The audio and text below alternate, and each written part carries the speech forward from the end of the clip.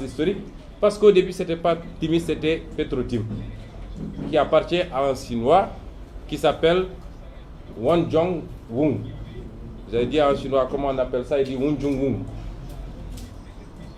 Pour qu'un dossier soit nébuleux, il faut même que les noms soient nébuleux.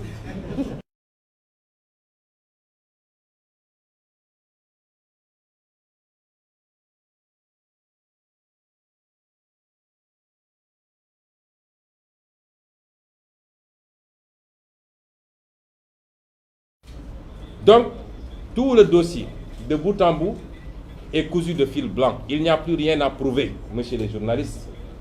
Il n'y a plus rien à prouver, chers concitoyens. Ce dossier est cousu de fil blanc et les crimes qui ont été commis, les crimes économiques, les infractions au code pétrolier, à la Constitution du Sénégal, général, au statut général de la fonction publique, la loi pénale au Sénégal ne sont plus à démontrer. Et c'est pourquoi l'attitude du procureur est ridicule. Nous avons vu un procureur politique qui était dans son meeting, comme je l'ai dit, et qui, dans la stratégie de diversion du pouvoir, essaie de créer de fausses pistes.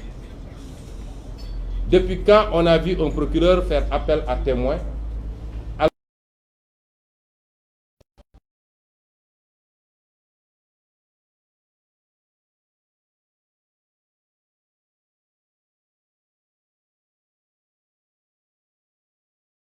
La preuve risque de disparaître rapidement. Eux tous, ils disent qu'il n'y a pas de crime. Ils appellent à témoigner sur quoi? Y a-t-il un crime sur la gestion de notre pétrole? C'est ça la première question. Donc, tacitement, ce que le procureur accepte, c'est qu'il y a des problèmes. Il y a eu détournement des procédures et de la loi. Et à partir de ce moment, on peut comprendre qu'il convoque ou qu'il appelle